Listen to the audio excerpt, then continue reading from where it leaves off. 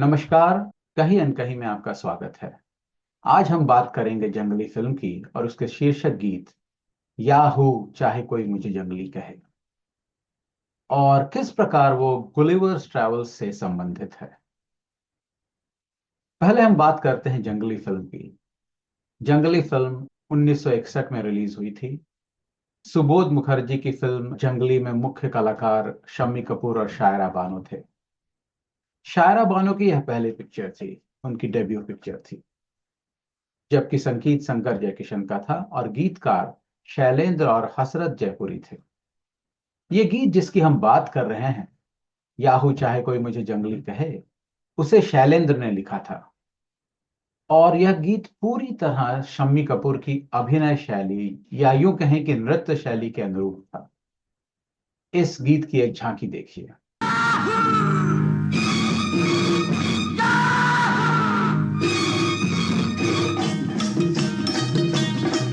चाहे कोई मुझे जंगली कहे, कहने दो जी कहता रहे।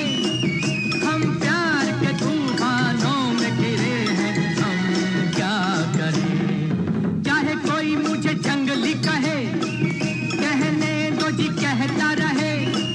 हम प्यार के तूफानों में घिरे हैं, हम क्या करें। चाहे कोई मुझे जंगली कहे। अब हम बात करते हैं गुलिवर्स ट्रैवल्स की। गुलिवर्स ट्रैवल्स जोनाथन स्विफ्ट ने 1726 में लिखा था। ये गुलिवर की कहानी थी। गुलिवर एक नाविक है। गुलिवर्स ट्रैवल्स 4 भागों में विभाजित है। ये गुलिवर के 4 अलग अलग यात्रा वृत्तांतों को दर्शाता है। गुलिवर अलग अलग जगहों पे जाता है और उन जगहों पे अलग अलग प्रकार के जानवरों और मानवों से रूबरू होता है।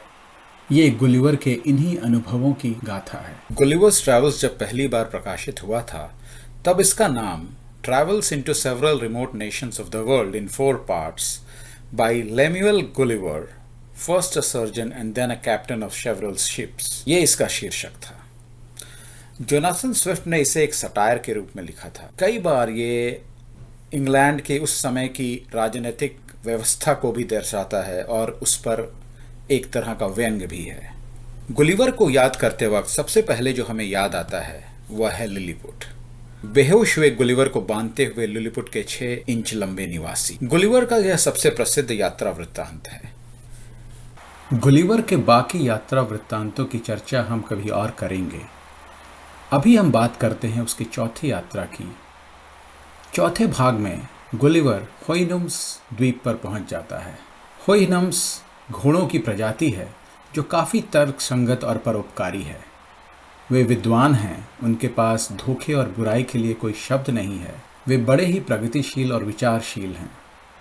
इन घोड़ों ने एक मानव सरीखी प्रजाति को पालतू बनाया है। ये जो मानव नुमा प्रजाति है जिसे इन घोड़ों ने पालतू बनाया है, वह घोड़ों की तुलना में क्रूर है, लालची है, असभ्य है और जंगली है। ये प्रजाति घोड़ों की सेवा में लगी रहती है। उनके खेतों में काम करते हैं ये लोग, उनकी बग्घी को खींचते हैं ये लोग। और ये जो प्रजाति है इसका नाम है याहू।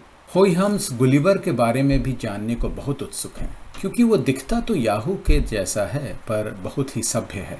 वो गुलिवर से उसके देश के बारे में जानना चाहते हैं। और जब गुलिवर इन सब चीज़ों का वर्णन मास्टर होइहम्स से करता है तो वो यह निष्कर्ष निकालता है कि इंग्लैंड के लोग याहू से ज़्यादा अच्छे नहीं हैं। अंत में यह निर्णय लिया जाता है कि गुलिवर वापस अपने देश इंग्लैंड चला जाए और होइहम्स द्वीप को छोड़ दे। इंग्लैंड वापस आने पर गुलिवर मानवता से कटा कटा रहता है, घृणा करने लगता है और कुछ घोड़े खरीद कर वो अकेले में उनसे बातें करता है। तो ये था कनेक्शन गुलिवर्स ट्रैवल और जंगली के उस गीत याहू चाहे कोई मुझे जंगली कहे के बीच।